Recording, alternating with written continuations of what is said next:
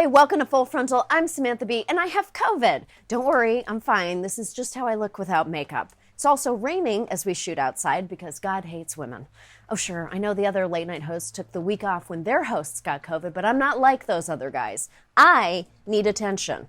Also, we have really important things to talk about on this week's show. This could be a pivotal week in our nation's history. All eyes on this big case on Roe v. Wade that could implicitly overturn the right to an abortion in this country. The decision to overturn Roe v. Wade will be devastating. 26 states will likely move to ban abortion immediately, which is a shame, because the only interesting thing to do in North Dakota is get an abortion.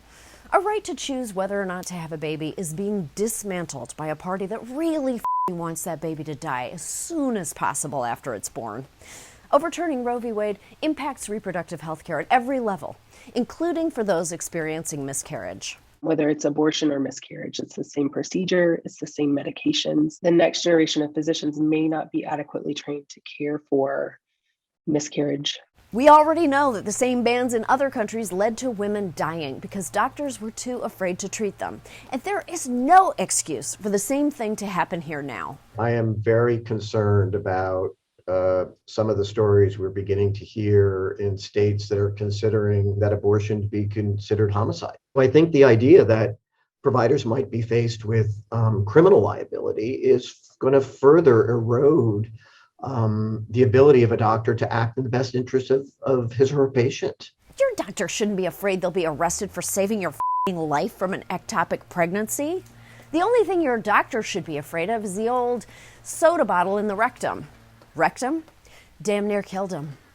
The legal consequences of this decision aren't limited to providers. You also see, and this is what happened in Oklahoma, courts that have redefined child neglect statutes to include embryos and fetuses. And thousands of women have been arrested and prosecuted for things that they do while pregnant. As soon as Roe versus Wade falls, that explicit protection ends. And I think that what you can see in these cases is that there's a real willingness among prosecutors to go after women for their pregnancy outcomes. Medical professionals say that these prosecutions are often based on faulty science and disproportionately hurt low-income women and women of color, which at this point is basically the slogan for our country.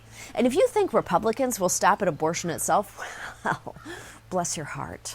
Some red state legislators in places like Idaho are even prepared to outlaw some of the most popular forms of birth control. You heard that right, outlaw birth control. What's next? Outlaw Condoms? Oh wait, that's actually a great name for a condom company. When Republicans propose bills that suggest life begins at fertilization, they're making the argument that just having an IUD could be a form of murder. It is not. It is a form of making sure the boyfriend you had in your early 20s doesn't stay in your life forever. I'll be honest, I feel hopeless. I feel rage that every woman in America has been left to make a plan for how to take care of themselves in a country that values a zygote more than them. I feel like my throat hurts. It's probably just the COVID. For years, one safe option for many has been abortion pills. In 2020, they accounted for just over half of abortions in the United States. You can usually take the abortion pill during the first 11 weeks of pregnancy. When you use the abortion pill, you actually take two different medicines to end a pregnancy, mifepristone and misoprostol. Abortion pills are revolutionary. They could help millions of people, even in states where abortion is restricted. I mean, just think. If Penny had access to abortion pills and Dirty Dancing, she would have missed one dance tops. Baby would have never had to fill in, which means she would have never fallen in love with Johnny, and she would have gone to Mount Holyoke in the fall, never having known the sensual touch of an older man on her armpit. And that is the only example in history of abortion pills making things worse.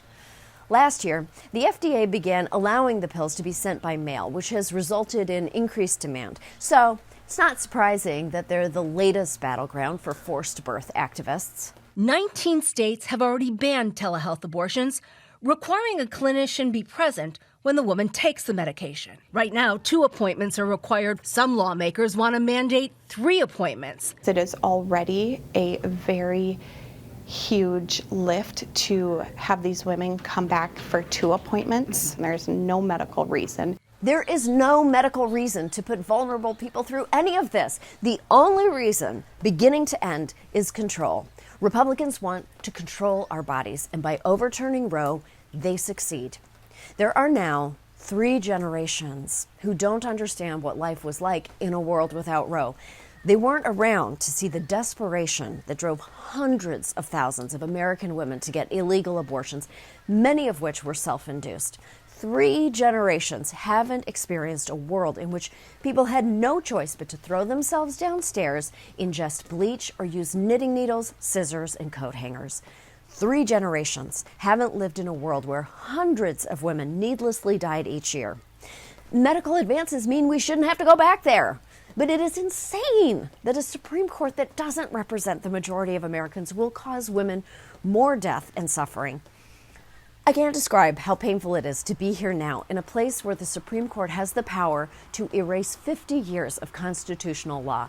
Make no mistake, this is not where it ends. Conservatives will not rest until they have come for all of our rights. Everything we have fought for could be lost unless we take it back. It's not just about voting in November. It's about doing everything in our power to protect and help vulnerable people access abortion across state lines. And we have to raise hell in our cities, in Washington, in every restaurant Justice Alito eats at for the rest of his life. Because if Republicans have made our lives hell, it's time to return the favor.